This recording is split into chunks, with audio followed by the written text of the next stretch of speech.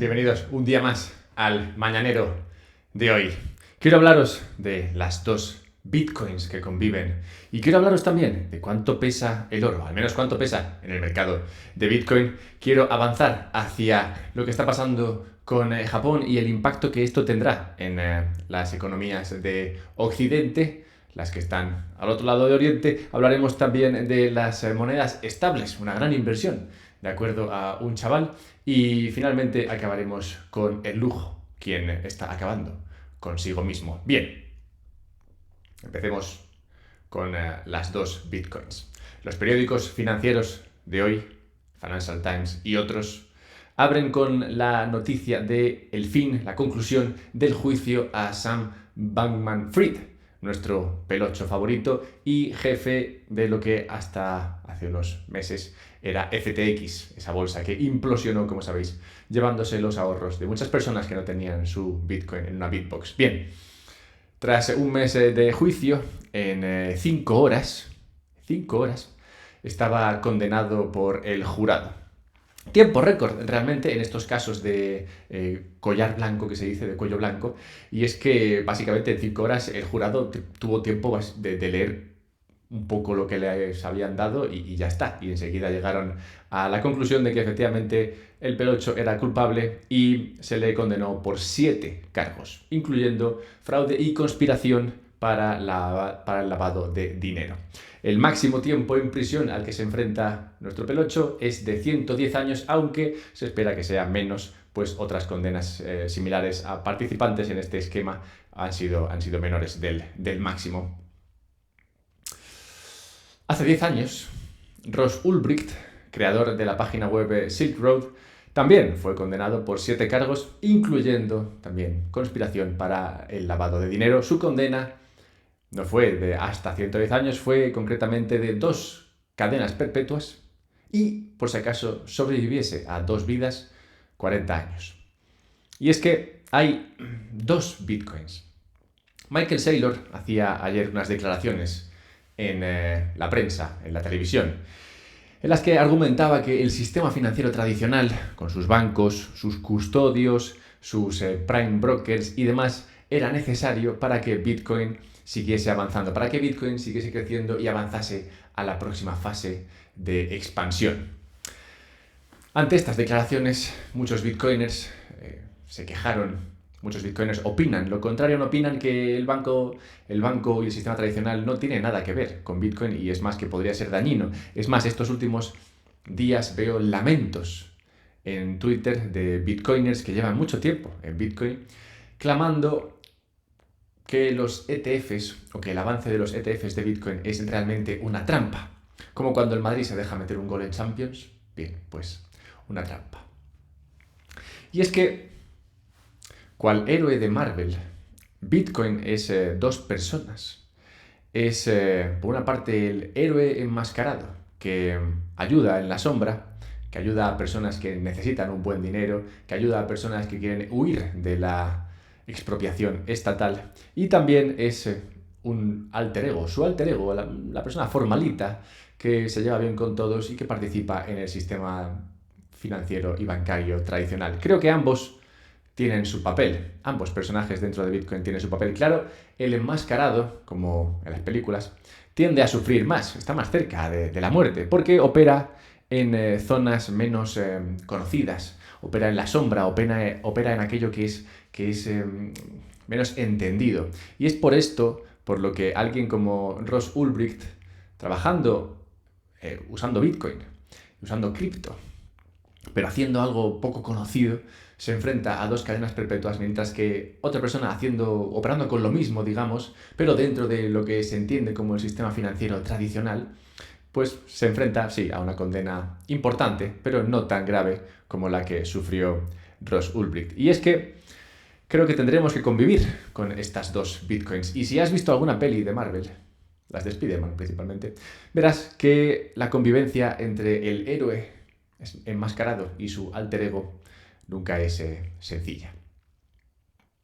¿Cuánto pesa el oro? ¿Te habrás preguntado esto alguna vez? Bueno, el oro se pesa en kilos, así que es una pregunta que depende de cuánto oro estés pesando. Bien, la correlación semanal de Bitcoin con el Nasdaq es la más baja estas semanas desde agosto 2021, lo cual son excelentes noticias, que mejoran incluso cuando vemos la correlación de Bitcoin con el precio del oro, que está en máximos. O sea que Bitcoin cada vez se parece menos a las empresas tecnológicas, que sabemos son las que cotizan en ese índice Nasdaq, y se parece más al oro, esa piedra inerte tan molona. Bien, pues, ¿cuánta gente invierte en oro? ¿No? Fue una pregunta que yo me hice viendo ese titular sobre las correlaciones. Los del oro siempre han sido los abandonados del mercado, los parias, y me inclino a pensar que estos parias, los últimos del mercado, serán los primeros en entrar en Bitcoin por las semejanzas entre un activo y el otro. Así que seguí investigando, y un estudio reciente de 2021 muestra que el 30% de los fondos institucionales tienen de media una exposición a oro del 1,7%. Que tú dirás, pues qué poco, ¿no? Pero realmente no es poco, porque en peso relativo es suficiente. Si tú ves lo que los fondos suelen tener de un activo en particular, por ejemplo, acciones de Apple o un bono o lo que sea, pues tener más del 1,7% es raro. Así que una exposición de 1,7% de media está bastante bien. Pero bueno, sigamos avanzando. Calculemos, eso fue lo que yo me planteaba en mi cabeza, calculemos entonces cuánto dinero está invertido en oro y cuánto de ese dinero podría acabar en Bitcoin y qué impacto tendría eso en Bitcoin, y veremos si después de echar unos números tiene algo de sentido. Bien, pues seguidme en esta apasionante aventura viendo números. Veamos. El total de los activos bajo gestión por los fondos de inversión es de 98 trillones. Que estén en fondos institucionales el 31% en 2021. Bien, pues calculando eso y viendo que la exposición a oro es del 1,7%, tenemos que el total de inversión en oro por estos fondos institucionales sería de unos 464.000 millones, que viendo la capitalización total del oro en 13 trillones, pues me parece plausible. Pero bueno, a ver qué opinas tú.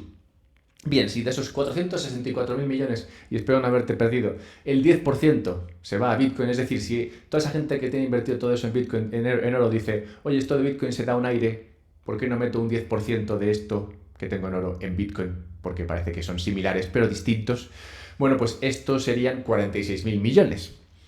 En 2023, la cantidad de dinero que entró en los fondos institucionales que invierten en Bitcoin fue de 613 millones.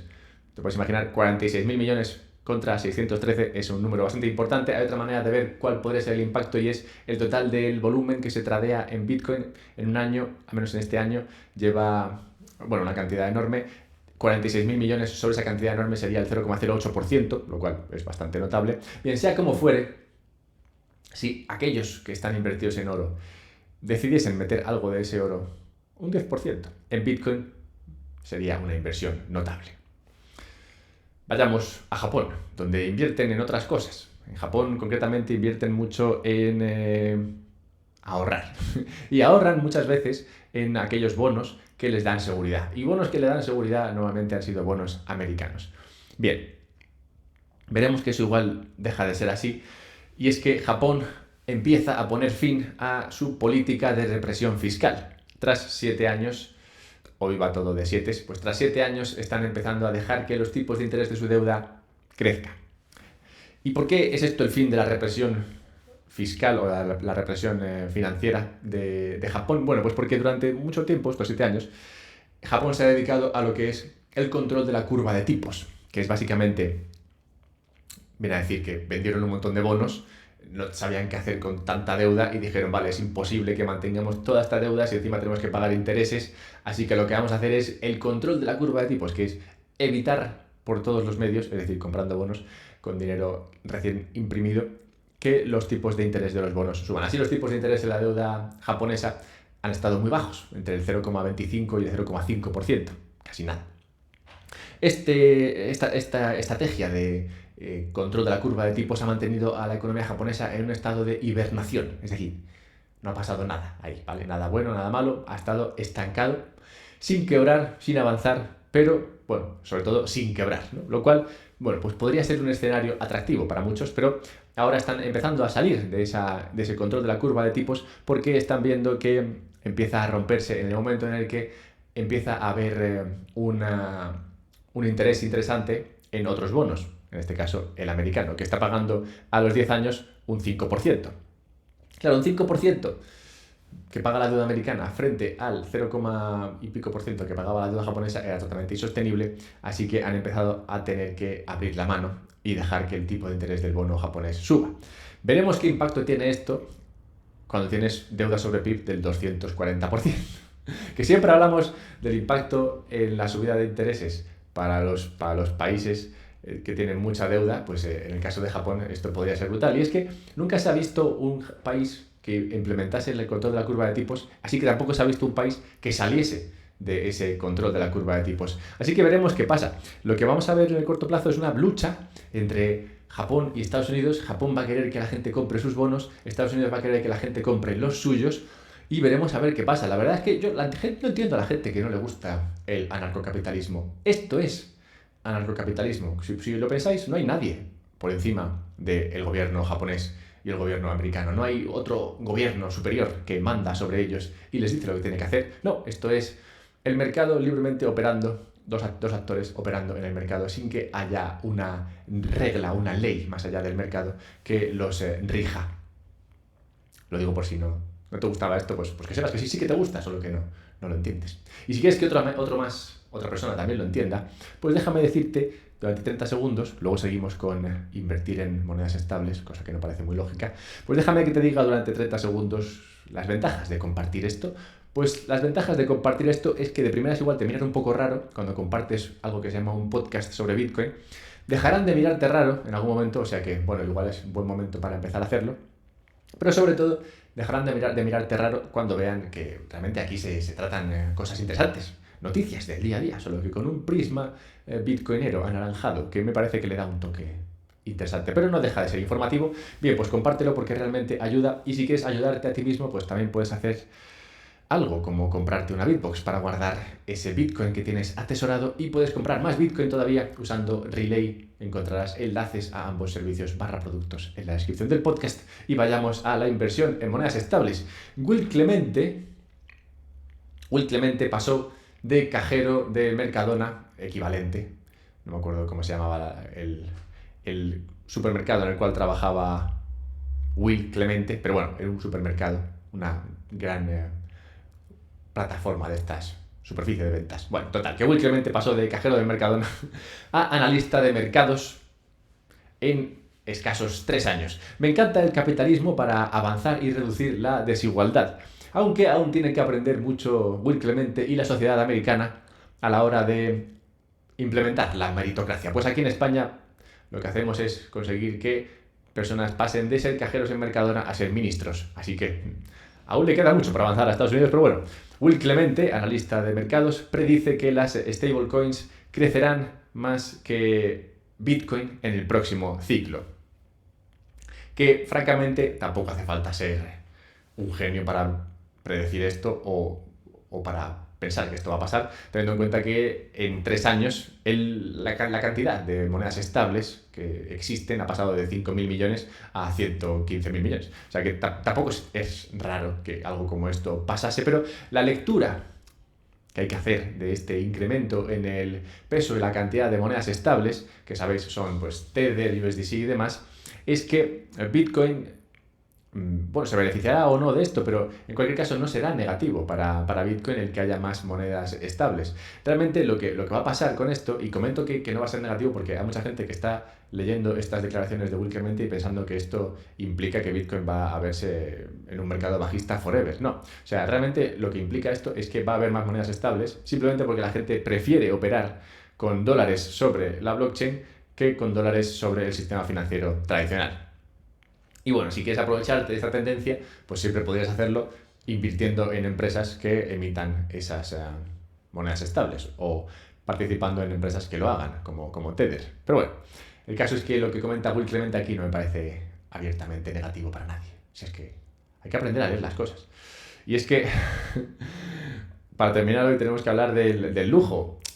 He hablado mucho del impacto de la subida de intereses en un montón de actores activos y demás. He hablado de qué pasa con la subida de tipos en los países, ¿no? En los bancos centrales. qué pasa con las empresas, con los fondos de inversión. Pero no había comentado aún qué pasa con los ricos, con aquellos que compran bolsos caros, collares caros, Hermes, Louboutin y demás. Bueno, todas las empresas del lujo están de capa caída. Están de capa caída, claro, porque siempre que se produce una sobreimpresión de dinero y su posterior deflación, pues nos encontramos con esto, y es que crece mucho el mercado del lujo y luego pues explota. Es algo que ocurre siempre desde antiguo, e incluso te diría que lo hacemos peor ahora que antes, pues en 1720 en Francia la gente iba por ahí con caballos engalanados en oro y brillantes gracias al esquema implementado, en ese caso, por ese momento, por John Law, el de la compañía del Mississippi, y la impresión de moneda francesa, de papel moneda francés, que se produjo a la sombra de esta empresa. Total que incluso ahora te diría que hacemos peor lo de enriquecernos gracias a la cantidad de dinero imprimida, supongo que porque, bueno, hemos aprendido a no liarla tanto. Esperemos que otros también aprendan la lección y descubran que realmente imprimir dinero así a tontas y a locas, pues no acaba teniendo los impactos que tú pensabas que tendrían. Y es que es muy difícil que lo que tú esperas que pase acabe pasando. Terminemos con la necrológica de hoy y con una historia que habla precisamente de esto. Hoy tenemos que recordar la muerte de Olympe de Gouges, o algo así, no sé, es que es francesa. Es francesa y es de esa época, más o menos. De hecho, Olympe nació poco después de esa destrucción económica de Francia, que vino a la implosión de esa empresa del Mississippi. Bueno, pues en esa época nació esta mujer, Olympe, no sé cómo se diga. Bueno, y una época, como digo, convulsa, y se dedicó a luchar por los derechos de las personas frente al gobierno autoritario. Precisamente, o concretamente, luchó mucho por los derechos de las mujeres y publicó escritos como la Declaración de los Derechos de la Mujer y el de la Mujer Ciudadana. Tras la publicación de estas obras, no obstante, fue arrestada por el gobierno revolucionario que había derrocado al rey de Francia, que supuestamente, bueno, como gobierno revolucionario buscaba elevar a los ciudadanos sobre la tiranía de los monarcas. Y bueno, tras su detención, la detención de Olympe fue guillotinada a los 45 años. Total, que hay que tener cuidado con las revoluciones. Muchas veces parece que viene algo para ayudarte y fíjate, acabas con la cabeza en un cubo. Bien, recordad esta agradable historia durante el fin de semana que se nos viene. Buscadme en Twitter, @alberto_mera, compartid esto con otras personas para que también tengan eso en cuenta. Comprad Bitcoin en Relay si así lo deseáis y guardadlo en una Bitbox si así lo merecéis. Usad los enlaces que está en la descripción del podcast y pasad un buen día.